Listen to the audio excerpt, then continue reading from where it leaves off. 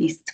Bueno, como les decía, estamos trabajando este contenido que sea enfocado en todo lo que es el manejo y las disposiciones que debe cumplir un laboratorio para que el trabajo interno pueda dar una información confiable, ¿cierto? En eso es lo que hemos estado dedicados.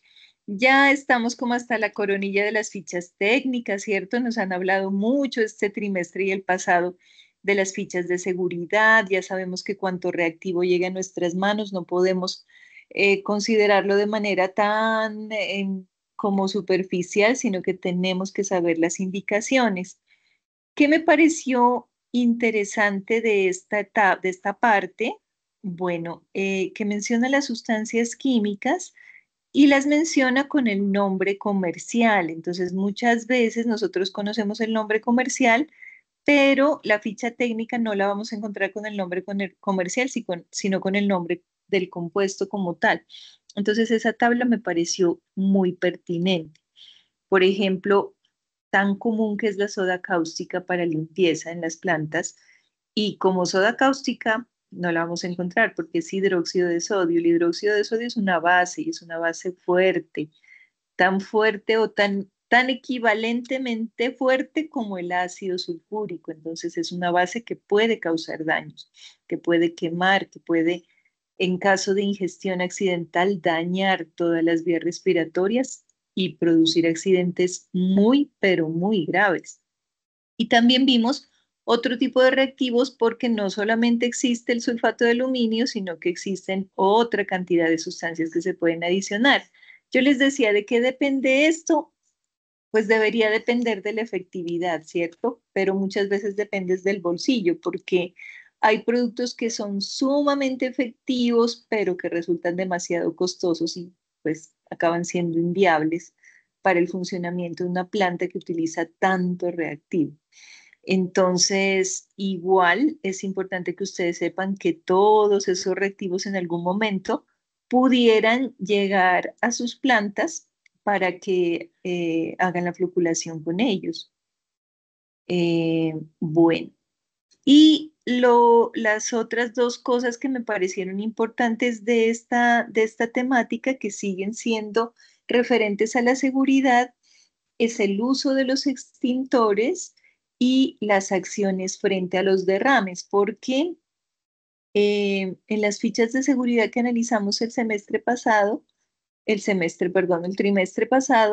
estuvimos analizando cuál era el grado de peligrosidad, a qué hacía referencia el pictograma, qué más analizamos, qué elementos de protección personal deberíamos tener nosotros para manipularlos, qué hacer en caso de un derrame accidental, si analizamos eso. Sin embargo, estaba como muy enfocado a las condiciones de seguridad para la persona, ¿no? En este caso, la norma técnica que nos ponen a analizar acá habla no solamente de la seguridad personal, sino de la forma como se deberían, cómo se debería actuar frente a un conato de incendio o un incendio que puedan causar los reactivos y de los derrames generales de reactivos, o sea, no solamente los que por accidente pueden caer encima de la persona, sino de un derrame general que se pueda dar en planta. Entonces, eso me pareció interesante. Me gustaría saber, Diego, ¿ustedes en planta tienen algún extintor?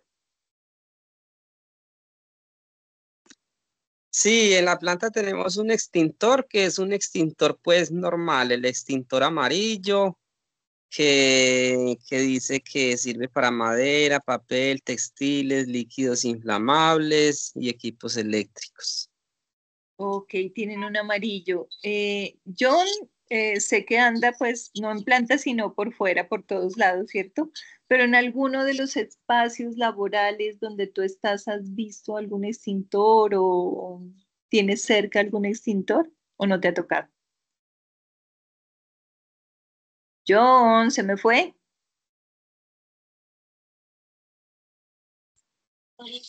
Sí, he visto uno rojo. ¿Se acuerda en qué área, en qué parte? En una coordinación.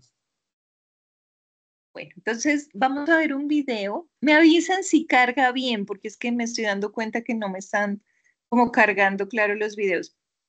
Vamos a ver un video que explica cuáles son los tipos de extintores, qué tipo de sustancia tienen adentro y para qué sirven. Esto, por lo general, en las empresas es una capacitación obligatoria a la que no siempre asisten ustedes. Entonces, es muy importante que asistan a estas capacitaciones de bomberos y de seguridad y salud en el trabajo, porque de verdad que hay mucho riesgo en el asunto. Entonces les voy a poner un video muy interesante que encontré. ¿Cuál era? Y de repente le da por ir a decirle al jefe, ¿no es?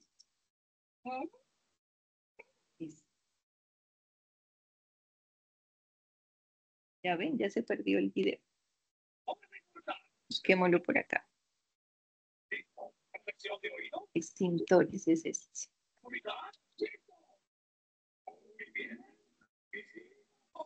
Bueno. Creemos en lo extraordinario. Creemos en nuestros deportistas. La aerolínea oficial del Comité Olímpico Colombiano. Ahora, a ver, mi papá. Porque así los síntomas de la gripa. Tipo Vitapro. Presentación correspondiente al uso y manejo de extintores de marzo del 2021. El contenido se ha dividido en 7 partes. En primer lugar, componentes del fuego. En segundo lugar, extinción. En tercer lugar, clases de fuego. En cuarto lugar, uso y manejo de extintores. Quinto, partes de un extintor. 6, clases de extintores. Y por último, recomendaciones en el uso de un extintor. Para ver los componentes del fuego, primero respondamos la siguiente pregunta en su concepto más básico. ¿Qué es el fuego? El fuego es la manifestación visual de la combustión, teniendo en cuenta que combustión es una reacción química que se produce entre el oxígeno y un material oxidable, que va acompañada de desprendimiento de energía y habitualmente se manifiesta por incandescencia o presencia de llama. Ahora sí, veamos los componentes del fuego. En primer lugar, tenemos el oxígeno. En segundo lugar, tenemos el calor. En tercer lugar, tenemos combustible, lo cual nos lleva al cuarto elemento del fuego, que es la reacción en cadena, dando como resultado el tetraedro del fuego. Hablemos de la extinción del fuego. Tenemos en este caso la sofocación, que va asociada al elemento del oxígeno, el enfriamiento, que está asociada al calor, la separación, que está asociada al combustible, y la inhibición, que está asociada a la reacción en cadena. Veamos el detalle de cada uno de ellos. El enfriamiento consiste en reducir la temperatura del material combustible, es decir, eliminar el calor. En cuanto a la separación, consiste en retirar o eliminar el material combustible. En cuanto a la sofocación, consiste en eliminar el oxígeno de la combustión. Y por último, la inhibición. Consiste en la interrupción de la reacción química en cadena y se realiza con agentes extintores. Clases de fuego. Revisemos en primer lugar fuegos de clase A. Son aquellos que se dan origen en la combustión de materiales como papel, cartón, maderas, plásticos. Esta clase de fuego requiere un agente extintor absorbente del calor como el agua u otro agente que interrumpa la reacción en cadena. Fuegos clase B son aquellos que se dan origen en la combustión de líquidos combustibles, grasas o gases. Estos fuegos pueden extinguirse removiendo el combustible o el oxígeno por enfriamiento o interrumpiendo la reacción en cadena. Fuegos clase C son aquellos que se dan origen en equipos eléctricos o equipos energizados. Hay que tener en cuenta que retirarle la energía a alguno de estos equipos en combustión se convierten en fuegos clase A o clase B, según la información revisada en las láminas anteriores. Fuegos clase K son aquellos que se dan origen en aceites y grasas vegetales. Como ya decíamos, son aquellos que se dan en artefactos de cocina que involucran combustibles para cocinar, tales como aceites y grasas vegetales o animales. Pasemos a la parte de uso y manejo de extintores. Primero, respondamos la siguiente pregunta. ¿Qué es un extintor? Un extintor de incendios es un aparato que contiene un agente extintor del fuego, el cual puede ser proyectado y dirigido sobre el fuego por la acción de una presión interna, destinado a sofocar un fuego incipiente o controlarlo hasta la llegada del personal especializado. Hay que tener en cuenta que los extintores son solamente usados en la fase inicial de un fuego. Cuando el fuego se convierte en incendio, es imposible apagarlo usando estos equipos. Veamos los componentes de un extintor de PQS. En la parte superior podemos visualizar que tenemos el manómetro, la palanca de descarga, la manija de transporte. En el cuerpo del extintor tenemos el químico seco o el polvo químico seco. En la parte lateral izquierda la manguera de descarga y la boquilla. Y en la parte interior del cuerpo tenemos el tubo sifón. Veamos los componentes del extintor de CO2. En la parte superior tenemos la palanca de descarga, la manija de transportes. En el cuerpo del extintor tenemos el dióxido de carbono en estado líquido, que es el agente extintor. En la parte lateral derecha, la corneta o tobera de descarga. Y en el interior del extintor, el tubo sifón. Como podemos observar, a diferencia de la anterior lámina, en un extintor de CO2 no contamos con manómetro. Revisemos las clases de extintores. El tipo de polvo químico seco, o también conocido como PQS. Este tipo de extintores sirve para atacar fuegos tipo A, tipo B y tipo C, que como hemos visto en la información ya proyectada, pertenecen a fuegos clase A, son los que se dan origen en papel, cartón, madera o plásticos. Fuegos clase B son aquellos que dan origen en líquidos combustibles, grasas y gases. Y fuego tipo C son aquellos que dan origen en equipos eléctricos o energizados. En cuanto a los extintores de polvo químico seco, tenemos dos tipos. Los tipos 4i están hechos en agente a base de fosfato de monoamonio, y los Purple K, que tienen un agente hecho a base de bicarbonato de potasio. Entre las características de este tipo de extintores, los que nosotros contamos en Planta Vita Pro son básicamente de dos tipos: los que son de 8.1 kilogramos y los que son de 14 kilogramos. En esa tabla podemos observar las diferencias de cada uno de ellos. En cuanto al extintor número 1, el peso del contenido es de aproximadamente 4.5 kilogramos y en el caso del extintor 2, 9 kilogramos. Se diferencian en que el tiempo de descarga varía en aproximadamente 7 segundos.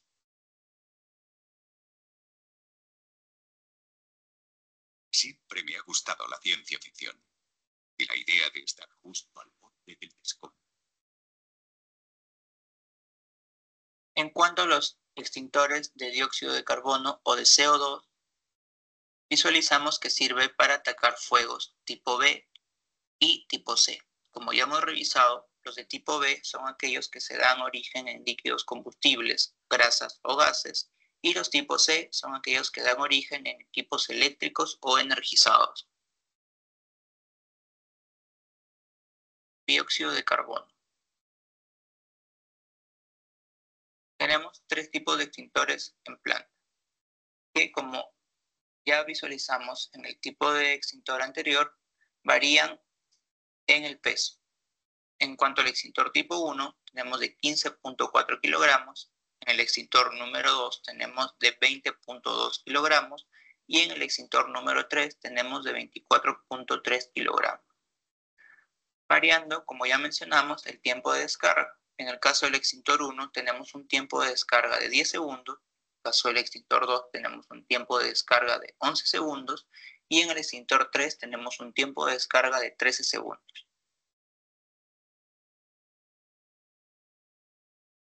En cuanto al uso del extintor ante una emergencia, tenemos que tener en cuenta que lo primero que tenemos que hacer es descolgar el extintor y prepararlo para su uso, lo cual quiere decir retirar el seguro y en el caso de que el extintor, como los que tenemos en planta, cuenten con un precinto de seguridad, debe ser retirado. La manera más correcta y más fácil de retirar este precinto de seguridad es girando el seguro, haciendo palanca contra el precinto, provocando la ruptura de este.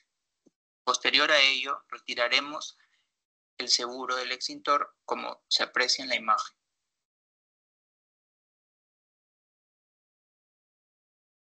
Tener en cuenta que para el uso correcto del extintor debemos trasladar correctamente un extintor hacia la zona donde se está iniciando el fuego. Deberemos dirigir la descarga lo más cerca posible, teniendo cuidado de no poner en riesgo nuestra integridad y realizar la descarga dirigiendo a la base del fuego. Hay que tener en cuenta que debemos atacar el fuego en la dirección del viento para no vernos afectados por el humo desprendido por este. Al combatir fuegos en superficies líquidas, hay que tener en cuenta que debemos comenzar por la base y parte delantera del fuego. Es importante saber que si contamos con varios extintores al momento de la emergencia, es mejor usar al mismo tiempo todos que usar uno a uno. Debemos tener cuidado de la reiniciación del fuego. Siempre estar atento a esto. Por último, tenemos algunas recomendaciones de seguridad a tener en cuenta para el uso de extintores. Antes de usar un extintor, tener en cuenta que debemos activar el pulsador de emergencia ubicado en distintos niveles de planta. También debemos asegurarnos que el extintor a usar se encuentre debidamente presurizado para asegurar la correcta descarga del contenido. Debemos tener en cuenta que no debemos bajo ninguna circunstancia aplicar el contenido de un extintor directamente sobre una persona. También debemos asegurarnos de usar el tipo de extintor correcto según el tipo de fuego, información que hemos revisado con anterioridad. Tener en cuenta que bajo ninguna circunstancia debemos bloquear los accesos a los extintores distribuidos en planta. Es muy importante que una vez activado el extintor, el contenido sea usado en su totalidad. Muchas gracias con todos y esperamos a verlos ahí. Bueno, este es uno de tantos videos de las empresas que los fabrican que nos cuentan en términos muy generales los tipos de sustancias que vienen dentro de los extintores y este video me gustó porque explica qué tipo de incendios podemos tener. Entonces, por eso es que hay extintores con diferentes colores, porque cada uno de ellos puede tener internamente una sustancia distinta. Hay algunos tipos de incendios que se pueden apagar con agua, otros que definitivamente no. Como les decía en el comienzo del video, hay unos que se solucionan simplemente bajando la temperatura, entonces ahí podrían ser los de agua, que la verdad poco existen. Pero por lo general tenemos los extintores con nitrógeno, con gases inertes, con polvo químico seco, que lo que hacen es, lo que pretenden es sofocarlos, la llama, la combustión, o sea, evitar que el oxígeno siga reaccionando para que siga presentándose el incendio. Entonces, el llamado aquí es a verificar esos extintores para que estén al día, para que el manómetro, si es que tienen manómetro, esté funcionando, para que estén actualizados. Si tienen vehículo, tener mucho cuidado con tener actualizados en los carros. Y otra cosa importante es verificar, porque a veces las empresas compran los extintores y se olvidan de ellos, no los vuelven a actualizar, no lo revisan. Y resulta que hace unos años, una normativa en Colombia de protección ambiental, de protección para el aire, prohibió a aquellos que tienen como agente propulsor el Solca-Flam. Solca-Flam se llama. Eh, es bastante complicado donde una auditoría le llega a pillar a uno un tipo de extintor lleno de Solca-Flam. O sea, es bastante complejo. Sin embargo, vemos en las alcaldías, en las empresas, a veces las empresas públicas que no tienen certificaciones, que no están pendientes de esto, todavía extintores viejos con estos agentes propulsores. Son bastante contaminantes. Entonces, bueno, la tarea aquí en este momento es identificar qué tipo de extintores tienen ustedes, verificar que estén al día, ya saben para qué sirven. Diego nos contó perfectamente, él sabe para qué exactamente y qué tipo de incendios puede apagar con eso, pero seguramente para otros no. Lo bueno en planta es que de momento no estamos manejando reactivos pues que puedan generar un tipo de incendio que sea pues necesario apagarlo con alguno de estos equipos especiales. Pero sí es importante que ustedes conozcan, identifiquen por qué este rojo, por qué este es amarillo, por qué este es azul, para qué tipo de incendios me sirve. Esa era la misión. Y lo otro importante que tiene este documento es la identificación de los tipos de derrames. Lo que les decía, no solamente como que se pueda vertir una pequeña cantidad de reactivo que nos llegue a caer a nosotros y ver la forma de actuar, sino que pasa si hay un derrame de sustancias químicas. Entonces vamos a mirar cuál es el procedimiento frente a los derrames. Hola a todos, bienvenidos al canal. Mi nombre es Luisa y hoy les traigo un nuevo video sobre control de derrames. Empecemos.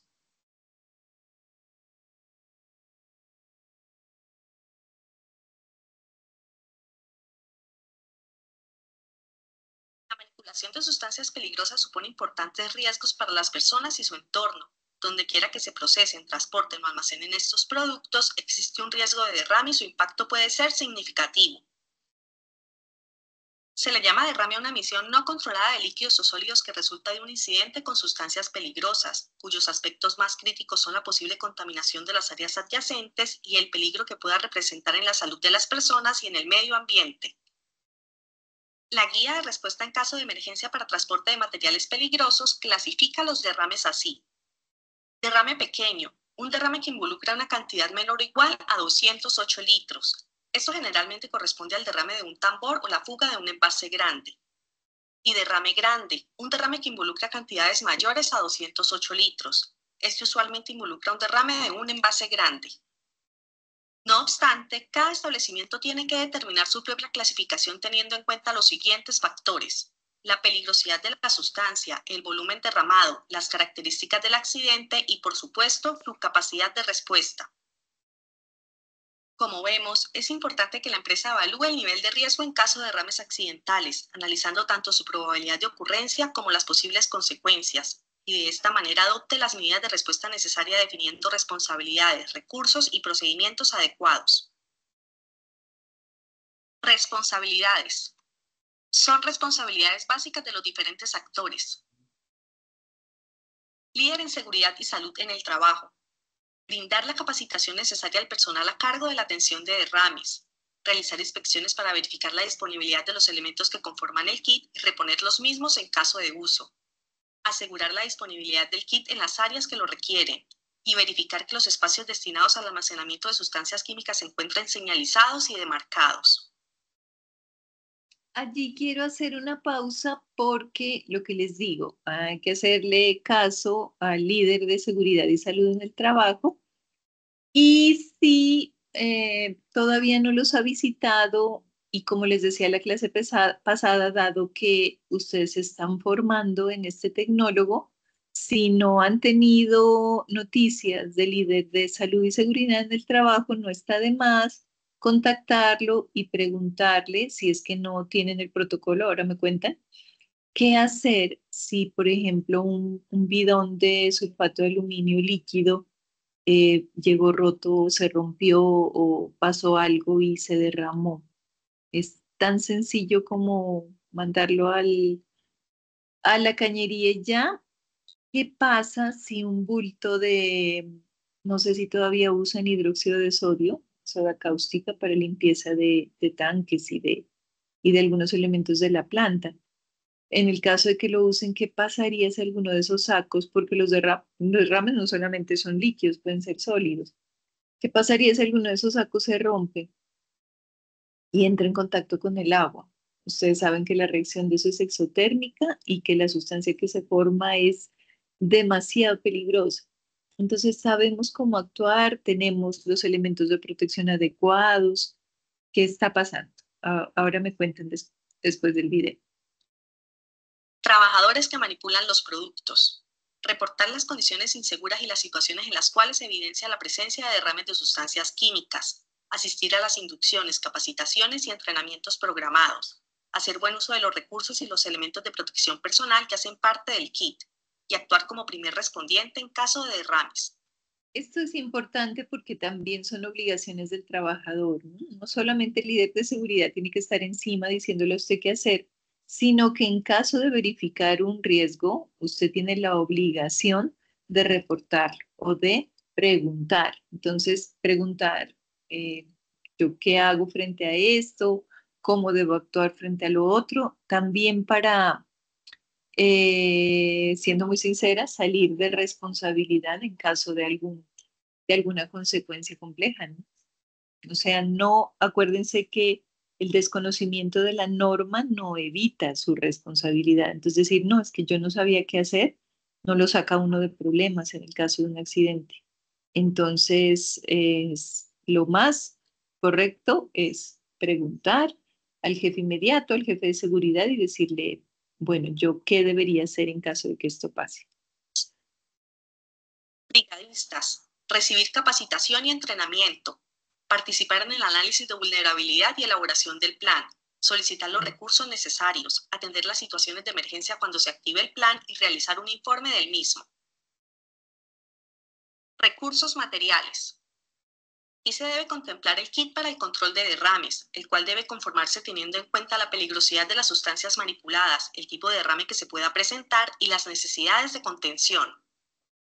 El kit debe estar señalizado, ubicado en un lugar visible de fácil acceso y a no más de 1,50 m de altura.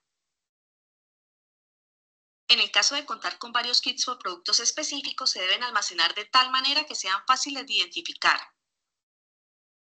Sus elementos pueden estar dispuestos dentro de un maletín o contenedor plástico dependiendo del tamaño y tipo de kit. Su contenido es el siguiente. Elementos de protección personal que pueden ser monogafas, protección respiratoria dependiendo de las sustancias manipuladas, guantes, de preferencia de nitrilo que son resistentes a la acción de una amplia variedad de sustancias químicas, traje Tyvek y botas. Elementos para señalizar y demarcar el área expuesta, como señal de piso y cinta de precaución. Elementos para contener el derrame.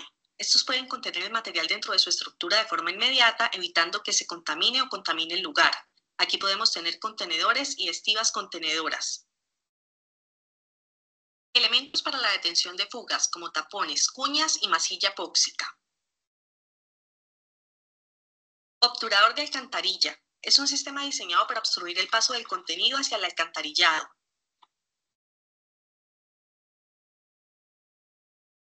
Neutralizantes. Son sustancias que aplicadas sobre los productos químicos peligrosos neutralizan o reducen sus propiedades, facilitando su recogida y disminuyendo el riesgo de contaminación. Por ejemplo, el bicarbonato de sodio sirve para neutralizar ácidos y alcalis, y el carbonato de sodio anhidro es muy efectivo para ácidos fuertes. Elementos absorbentes en sus diferentes formas, los cuales ayudan a contener y controlar derrames de líquidos. Se utilizan cubriendo el derrame hasta su absorción completa.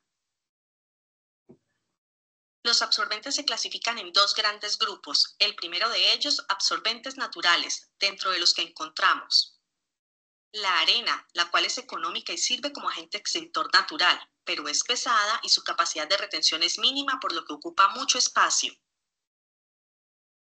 El acerrín, que es económico, ligero y no deja olores. No obstante, es altamente combustible y tiene la capacidad de absorber, pero no de absorber. La arcilla es económica, sin embargo es pesada y contiene sílice.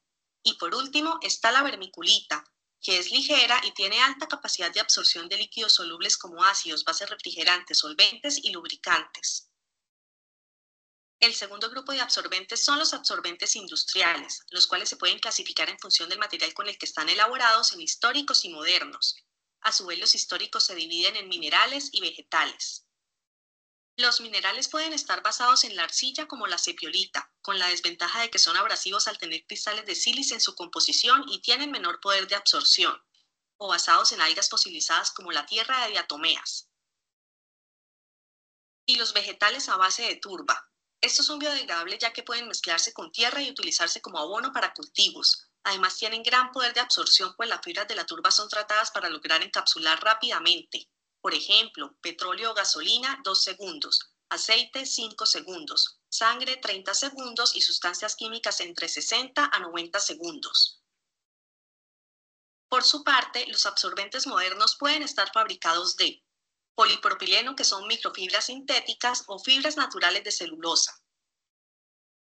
Como vemos, los absorbentes históricos tienen forma de polvo o gránulos, y los modernos vienen en diferentes formas como espumas, hojas, paños, cojines, alfombras y rollos. En general, los absorbentes naturales son de difícil manejo y limpieza, además de tener menor capacidad de absorción y retención en comparación con los productos industriales.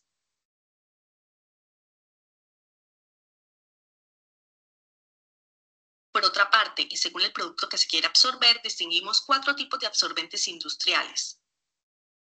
Universales. Son muy útiles cuando se trabaja con grandes y variados líquidos debido a sus características como aguas, aceites, disolventes, alcoholes y lubricantes. Para hidrocarburos. Son ideales para absorber todos aquellos vertidos de hidrocarburos y sus derivados, pero no el agua. Al ser hidrófobos resultan adecuados en áreas donde el agua puede estar presente. Para aceite y vertidos en agua. Son productos para la bioremediación del agua, que consiste en recuperar agua contaminada mediante la biotecnología.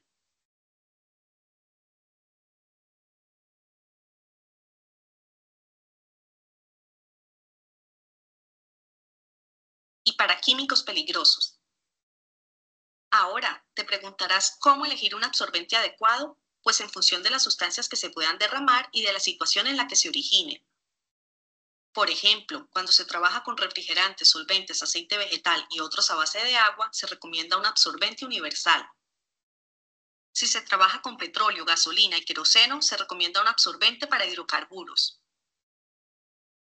Si se maneja aceite hidráulico, aceite de motor, líquido de frenos, aceite de cocina, trementina y otros a base de aceite, se aconseja uno para aceites y vertidos en agua. Y si se tienen sustancias químicas agresivas, ácido nítrico, hidróxido de sodio y otros químicos no conocidos, lo mejor es un absorbente para químicos. En este momento la industria tiene absorbentes y para absolutamente todo con unas capacidades de identificación si la sustancia es ácido base, de neutralización, pero son costosos. Entonces, algunas empresas todavía usan los convencionales, aunque a veces usar arena, usar acerrín, pues da la impresión que estamos ampliando el problema, ¿no? Hasta aquí los materiales absorbentes. Ahora continuemos con los demás elementos del kit. Elementos antichispa, los cuales son fabricados con material que no produce chispa ante la fricción, con el fin de evitar convertirse en una fuente de ignición. Pueden ser pala antichispa, recogedor y escobillón. Y por último, los elementos para la recolección de desechos, que pueden variar de color dependiendo del código de colores de cada país. Procedimiento para el manejo de derrames. Sus objetivos son Atender en forma segura cualquier incidente por derrame de productos peligrosos, prevenir su propagación y mitigar el riesgo que se pueda generar sobre las personas, las instalaciones y el medio ambiente. El procedimiento para el manejo de un derrame puede constar de 10 pasos dependiendo de la magnitud del mismo. Estos son: paso 1. Evaluar el riesgo. Localice el origen del derrame y el producto implicado. Consulte la etiqueta o la hoja de seguridad. Identifique los posibles riesgos teniendo en cuenta sustancias involucradas y su peligrosidad, cantidad de sustancia derramada, fuentes de ignición o calor, posibilidad de emanación de vapores y gases, ventilación artificial y natural y cercanía de desagües. Y habiendo determinado la magnitud del derrame, defina el tipo de respuesta que se requiere. Ojo con esto, no es correr a donde se generó el derrame tratando de solucionarlo de inmediato sin saber en qué se metieron. Entonces, la hoja de seguridad del producto, por eso es que es tan importante. Como ustedes no manejan una cantidad exagerada de reactivos en planta, deben tener el conocimiento de qué hacer con cualquiera de los derrames en cada caso. Si no conocen o no están familiarizados con la sustancia, espere allí, pare, primero consulte la hoja de seguridad, identifique cuál es el riesgo, no vaya a ir metiendo las manos y la nariz en sustancias que de pronto puedan ser altamente corrosivas y tóxicas.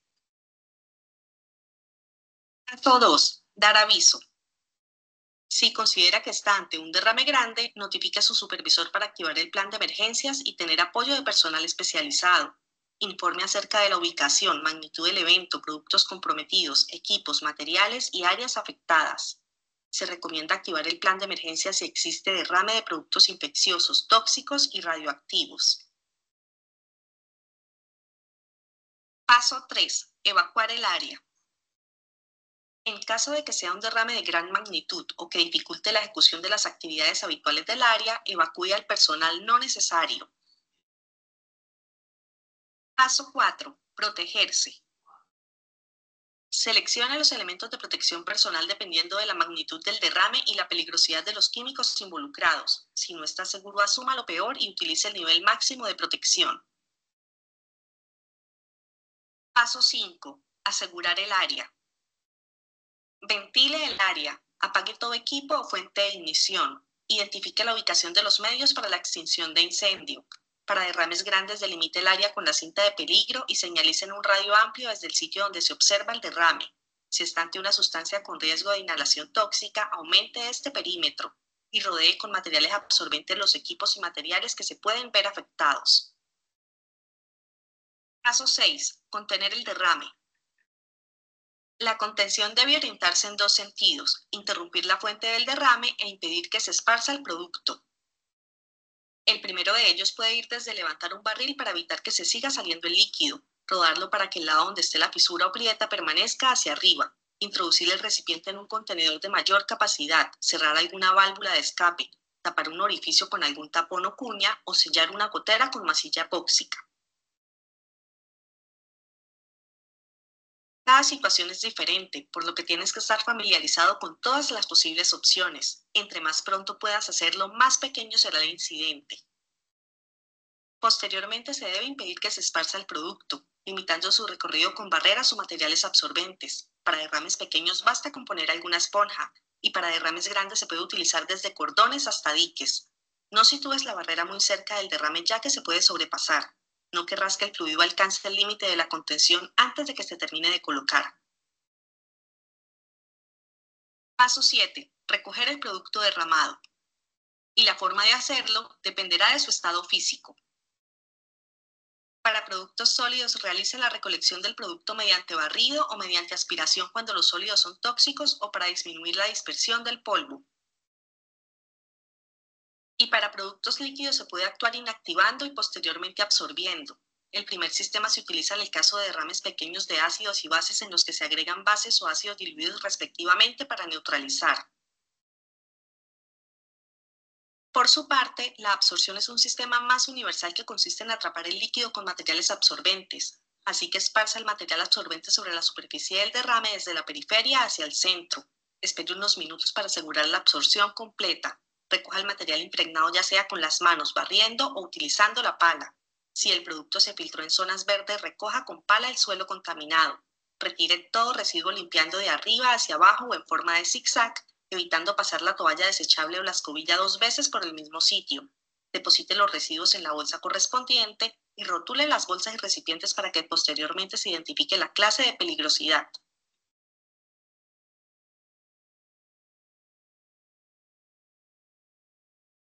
En cuanto a la clasificación de estos residuos, si el producto se inactivó, deposite los residuos del derrame dentro de la bolsa para no aprovechables.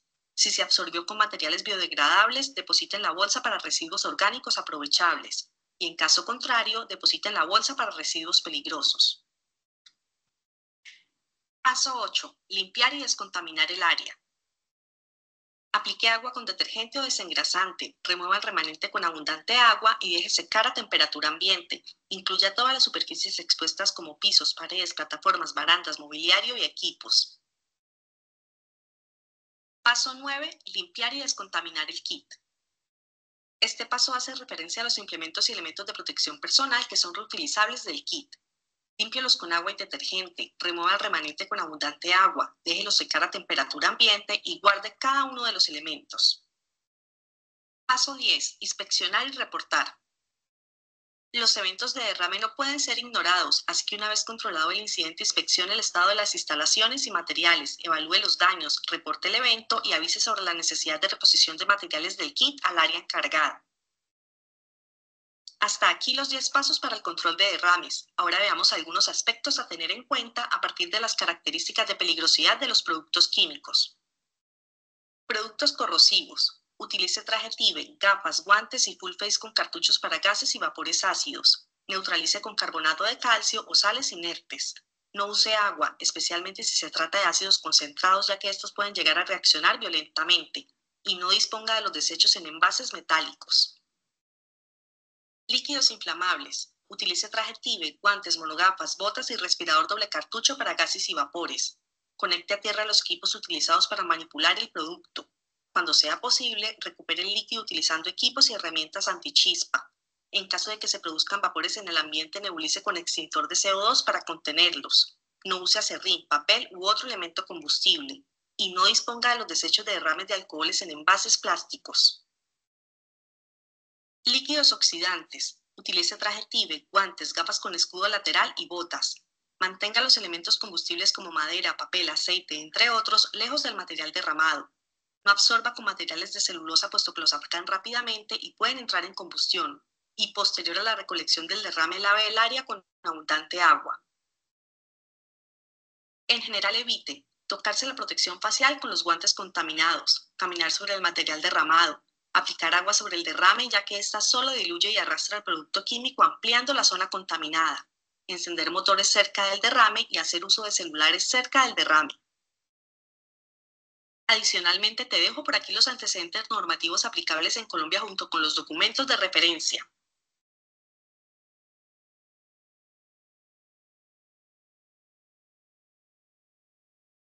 Recuerda, la respuesta ante un derrame debe ser en el menor tiempo posible y la clave radica en contar con el kit adecuado y saber cómo usarlo.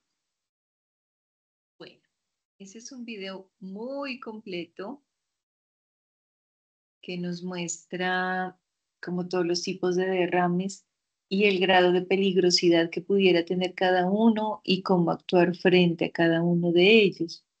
Analicemos entonces las circunstancias que tenemos en planta. Diego, ¿alguno de los reactivos que ustedes manejan, mejor dicho, les han dado capacitación respecto a derrames o se considera que los reactivos no tienen un grado de peligrosidad suficiente como para generar un riesgo? ¿Están manejando soda cáustica en planta?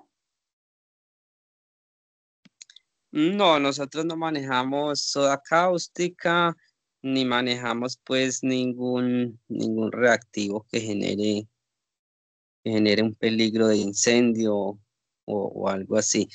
Sí nos han dado pues capacitación en el manejo de extintores, en el manejo de incendios, pero pues como tal no tenemos ningún reactivo peligroso en planta. Diego, bueno, aunque aquí analizamos los derrames sólidos y líquidos, También pueden existir derrames gaseosos. Ahí lo único sería el cloro gaseoso, la acción frente a un derrame, pero de tipo personal. Ya lo habíamos analizado anteriormente en las fichas de seguridad, como cómo actuar en caso de que un cilindro tenga mala válvula o quién sabe que pase alguna cosa y haya una fuga de cloro gaseoso. Perfecto. Sí, con el cloro es como lo Ujú. más peligroso que manejamos en la planta, el cloro gaseoso, porque sí nos puede generar pues un impacto muy severo. Y pues ese también hemos recibido capacitación, pero Perfecto. pues ese ya lo que uno puede atender son pues digamos fugas mínimas, ya si se presenta una fuga pues grande, ya toca llamar al personal capacitado en eso. Sí, llamar urgente. Bueno, eso es lo importante que aunque de momento ustedes no tengan contacto con este tipo de sustancias, sepan que pueden existir otras que sí requieran una atención importante o una atención distinta. A veces los reactivos cambian, a veces los protocolos de manejo de las empresas cambian. Entonces, estar siempre pendiente de estos requisitos de seguridad. Como les digo, a veces no le ponemos mucho cuidado al de seguridad y salud en el trabajo con sus capacitaciones, pero de verdad que el trabajo en planta y el trabajo en laboratorio conlleva algunos riesgos, no solamente para las personas, sino para el medio ambiente, las instalaciones, los equipos, que es importante tener mucho cuidado. Em, Miremos a ver qué más tenemos por acá en el documento. Bueno, me gusta que acá les cuenta las reacciones químicas que se llevan a cabo con cada uno de los reactivos. A veces no somos conscientes, adicionamos algunos tipos de sustancias al agua y no somos conscientes que todo está reaccionando internamente en ella. Aquí les habla bueno, el documento comienza a hablar mucho sobre el probador de jarras, pero quiero dejar ese tema para luego, que va a ser una de las prácticas de laboratorio, y pues lo quiero explicar como con toda la calma. Quiero contarles que hasta allí llega la parte como teórica de este trimestre en esta competencia. Eh, Esta parte de estandarización de soluciones la quiero tomar después de estudiar con ustedes lo que son las soluciones. Vamos a ver un poquito de matemáticas la próxima clase relacionadas con las concentraciones de las soluciones. Las concentraciones de las soluciones que ustedes más usan. No me voy a meter con concentraciones, molaridades, molalidades, normalidades, que de pronto son objeto de trabajo para otras áreas. Pero sí es importante que conozcan estas que son las básicas: porcentaje en peso, porcentaje eh, peso, peso, peso, volumen, volumen, volumen, partes por millón, que se utilizan muchísimo en planta y también en las pruebas de Harris. Entonces, la próxima clase nos vamos a dedicar a comprender los cálculos matemáticos para hacer esas concentraciones. Yo creo que toda la próxima semana vamos a estar en eso. Vamos a estar haciendo ejercicios. Entonces yo ya el lunes les dejo una información muy bonita, porque las matemáticas son muy bonitas, para que ustedes analicen, hagan los ejercicios y en el siguiente jueves solucionamos dudas.